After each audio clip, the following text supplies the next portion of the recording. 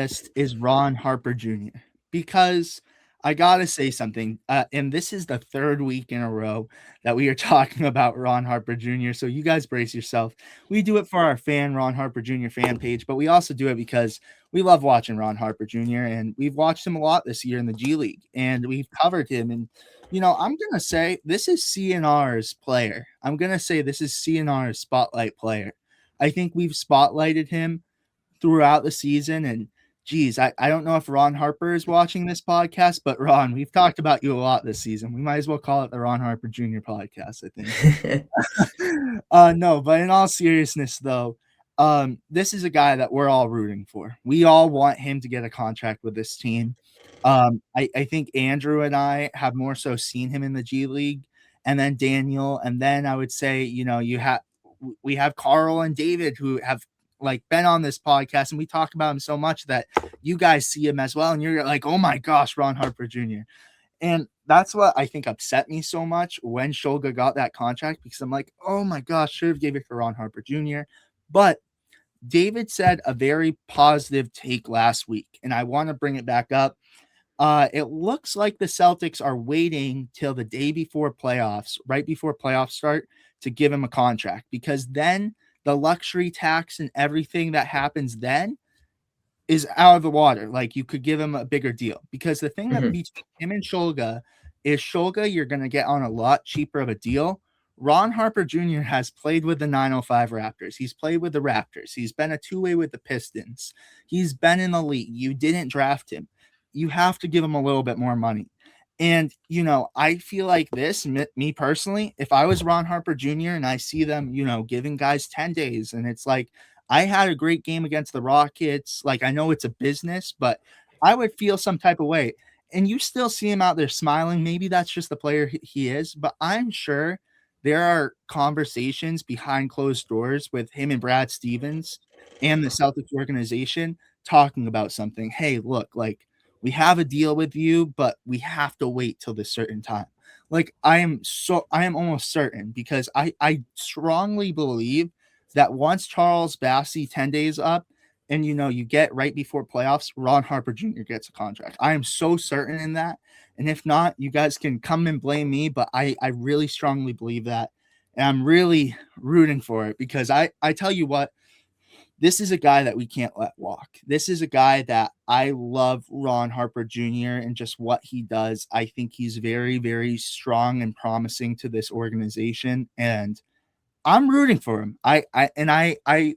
David said that, and then when I was hit with that Max Shulga news, I was like, okay, all right, that was a hit.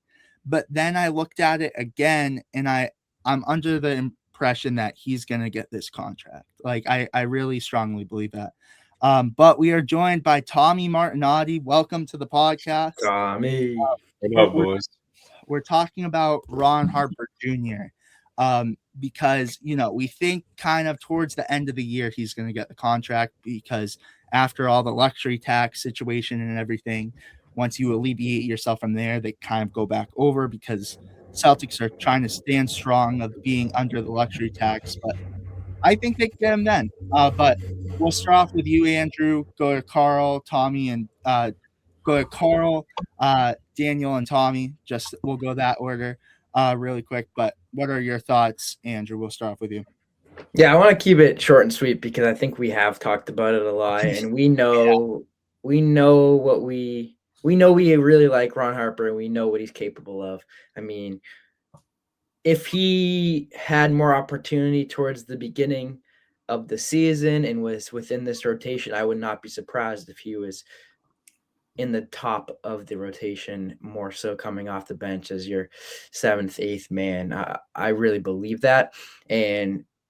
But I will say, having him in the G League and giving that developmental time allowed him to perform in these last couple of games, or in those games where he scored a lot. So you can't really look back on the past. I mean, what happened, and I think it was for the best for Ron Harper Jr., but it really is just a waiting game towards the end of the season. They're going to give him a contract. I mean, you'd be a fool to not give this guy a contract for what he's done, for what he's capable of.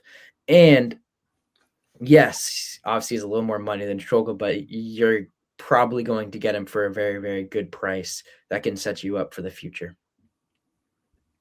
Well said. What do you got, Carl? Yeah, and furthermore with that Max Scholga talk, actually, yeah, I agree with you, Griffin. Yeah, that was the part that confused. That mainly the part that confused me was, yeah, how is Ron Harper not given that contract, you know, and it's in Scholga's even given that contract. And again, nothing against Scholga or anything like that. It's just that Ron Harper Jr. has been at this time been given an opportunity to really, show off in the best way that he can. Obviously great offensively and great defensively as well too. Up just a little bit from him, during the time that he's been on with, the Boston Celtics, the main roster Celtics, of course. But definitely, I see him getting a contract in the near future. I would hope that David's prediction is correct. He gets it, right before the playoffs come in. And he's essentially serving as one of the main answers to our success as these years go by. I'm gonna have to say that I don't think Ron Harper deserves a contract at this point. I think he's been over. No, I'm just kidding. I think oh, Tommy coming in your throne. I was we could be a little more divisive in this podcast. Not that too divisive. Besides Baylor Shireman, I think Ron Harper Jr. is probably been the best surprises on this Celtics roster this season. One of the few things that we talked about earlier on in the year when we would bring up Ron Harper was, he would struggle defensively, which was kind of all of our thoughts. And we know he has a talent to be good at the NBA level offensively, but will he be able to play defense at a high rate at the NBA level? And I mean, he's proven that and more, in my opinion, so far. We see kind of his size and length come into play. When they played OKC this past weekend, we saw him literally rip SGA of a crossover dribble and just got his arms in there, and that created a fast break bucket, which is hard to do against probably the best player in the NBA. So just his length offensively, we've seen him guard Kevin Durant against Houston, guard one of the best guards that we've seen in the past decade in SGA. Just a few names, but we all know how talented he can be offensively. But for me personally, seeing his upside defensively, his rebounding capabilities on both ends of the floor, and just his willingness to give effort and kind of play whatever role he's asked. Some nights we'll see him start, if we have some injuries, and other minutes he might, or other games or weeks, he might not play for weeks. And, he's willing to whatever Missoula asks of him. So I think Harper Jr. will definitely get a contract before the end of this year or before the start of next season. Yeah, what do you got for us, Daniel? Yeah, not really much to say other than everything that's been said already. But I actually thought when he got signed, when he got drafted by the Raptors, I thought he was going to end up like staying there. I thought it was going to be good for them because he had well, I guess he didn't average that much, but I was following along with him when he was at the Raptors, and he had some good games, and I thought, wow, this guy's really promising. So it was surprising when I saw that they ended up letting go of him, but I'm glad we ended up picking him up because he's definitely one for the future. Same with Scholga. I put them both in the same conversation because I think you see this team 2 or 3 years from now, you're going to see them getting obviously a lot more minutes, a lot more production from them. And at that time, we're going to be like glad that we got him on a deal. We're going to look back at this year and be like, wow, I'm so glad we got Scholga on a 2-year deal. And then obviously Ron at the end of the season. So this is definitely one from Missoula and Brad Stevens to look onto to the future. Considering the fact that in terms of drafts of like drafting, there's not much for us essentially because we're such a good team. So it's good to have these guys to lean back on and kind of realize that we don't need to get these stars in the draft. We don't need to tank for these guys because we have a lot of similar guys in the G League and on the Maine Celtics team that are more ready than ever to step in and help whenever needed. So there's definitely an assuring feeling as a Celtics fan to know that we're making plans for the future. No, yeah, 100%. And you guys go back to the last 2 podcasts too. We've been talking Ron Harper up a storm. Like I think it's safe to say, fingers crossed, obviously, but We need him on our roster. We do. But heading into the Maine report now, and you guys see the guy down there. We'll be talking about him in a little bit, but I wanted to give you guys a quick playoff outlook because we talked about it last podcast as well. On the outside looking in, yesterday before the game against the Squadron, I think is the Pelicans G League team name. We faced off against them. We were in top 8. However, we lost last night and have bounced to 10th. And we are tied with the Boom with the same record, the Boom in 9th place. And the Delaware Bluecoats are 14 and 16. So if they get another win, they should potentially be in there as well. And then looking ahead to Windy City Bulls, 15 and 16. Capital City Go-Go, 16 and 15. So you kind of are just banking on Capital City and Windy City to keep losing. Not very many games left of the playoffs. So just got to keep our fingers crossed and hope for some losses for them and for the Maine Celtics to get some wins, but might be a short season. But let's hope. Let's hope we sneak into playoffs there. But the man of the hour for us is Keon Johnson, who last night had 43 points off the bench for the Maine Celtics. He is phenomenal. And we talked with Spencer Martin. Go check that podcast out, episode 89. And he talked about how phenomenal Keon Johnson is and how he's an NBA ready player. And you guys obviously see that. And it's been incredible to see what Keon Johnson has been able to do in the G League for the Maine Celtics. But there was a little debate that sparked up on Instagram today. And I remember we were talking a while ago, could we add Keon Johnson to this roster right when the Maine Celtics got him? I think that was a conversation I had, and I liked it. But now it's kind of like, I don't really see it happening. I see more so with Keon Johnson. I think a team should go all in on him because this is a player who is totally NBA ready and deserves to be in the NBA. But for the Celtics, I wouldn't mind giving him a 2-way contract now that Shulga's off of it. But he's more like a Ron Harper Jr. He's going to be a little more pricey. You're going to have to pay him a little more. He's an NBA player. But I look at that because he wouldn't go for a 2-way contract. He really wouldn't. So I think a team should go for him. But what are your guys' thoughts? We'll go the same rotation. Yeah, I mean, the stats speak for themselves.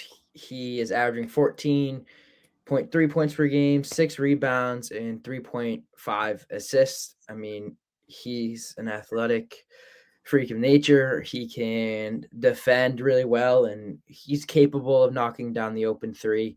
Not as consistent as probably we would like, but he still has that in his arsenal. And he's just an NBA ready player. Like we said, he performed on the Nets. He's done everything that we need for proof that he's capable to perform at the NBA level. So I just think it's only a matter of time when a team is going to bring him up. It's really time and fit, right? That's what Spencer Martin talked about. It just depends on what opportunities are available. And we don't need him right now. We really don't. If you add him into this roster, it's just too much guard depth at this point in time. Absolutely. The future, for Johnson on this team. Yeah, definitely wouldn't need him right away we're pretty much all set and ready for, again, a potential push for a championship. And for him, he looks really good, within Maine. Didn't really see too much of him. I did see him, when he was on the Nets, though. I feel like he could be a similar player to, some of the archetypes that we discussed, in earlier podcasts, like a TJ McDonald, essentially being a pest, on the defensive end and, of course, having in his back pocket that 3-ball. Not too much to say about him, but he does look really good, and hopefully soon we see him, developing more and gaining even more opportunities within the actual NBA. I'd be surprised to see him on a contract with the Celtics. I do believe that, he is an NBA caliber player and could play a deeper role on someone's bench in the league. When I watch Keon Johnson in Brooklyn and some of his G League highlights, you see the talent is there. You can see he's ready to play at the NBA level. He reminds me a lot of Gary Payton II on the Warriors, just kind of the way he plays scrappy defense, not known for his shooting, but could knock down an open three, wants to get to the rim, slash, and, play make. So I'd be surprised if it was with the Celtics due to how many younger guys that it seems like they're going to sign. We've already seen Amari Williams, Max Shulga, just talked about Ron Harper Jr. So we already have kind of 3 guys that we've recently brought up from the G League. And I just think it's a tough fit for Keon Johnson to fit in there. So, I think he'll have success, but I just don't see it happening with Boston. Yeah, I agree with you, Tommy. He averaged 11, 5, and 2 or something. Yeah, 11, 4, and 2 for the Nets last season. So definitely a promising player, and obviously averaging more this season with the Maine Celtics. But yeah, I don't see him signing with the Celtics just because, like I just said in my previous take, we have so much to look for or to look forward to in the future, and I don't think that future plan includes Keon Johnson in Missoula's eyes or Brad Stevens' eyes. But definitely will be happy. Any player that has played or plays for the Celtics, any variation of the Celtics, I'm happy for. So hopefully he gets a deal somewhere else where he continues to shine and show his worth. Yeah, I think he is definitely a player that deserves to be in the NBA. We just talked about it with Charles Bassey, and Keon Johnson is one of those players too that, he is clearly just, some of the talent compared to him just looks lower. And this is a guy that just deserves to be up there. He's a player that can play hard, and he's played the minutes with the Nets. Please, if you're an NBA team watching this podcast, probably not, but take a flyer on Keon Johnson. Take a flyer on Keon Johnson. That's my pitch. I mean, actually, don't take a flyer because I want to watch him in the G League. I'm selfish. I know. I'd take another year with Keon in Maine. I would love that, but yes, for him, take him. Yeah, and the Maine Celtics obviously want that too. We talked to Spencer. I didn't really talk about it on the podcast, but it's super cool to see. There's so much story within the Maine Celtics, and the Maine Celtics organization, like their commitment to getting guys to the next level is so much deeper than just, man, we want to show the league that we can develop players. Like there's deep personal connection with each of these players on the roster, and they really want to see success from a personal level. And it's really cool to see that, and it just shows how much more meaning that the G League has than just a league where there's players a little worse or not giving the opportunity just yet to be in the NBA. Well, I have a good pitch. I have a good pitch for Keon. I don't think you'll be watching this, but my pitch for Keon is, stay with Maine till like halfway next year, and keep dropping these 40-point games.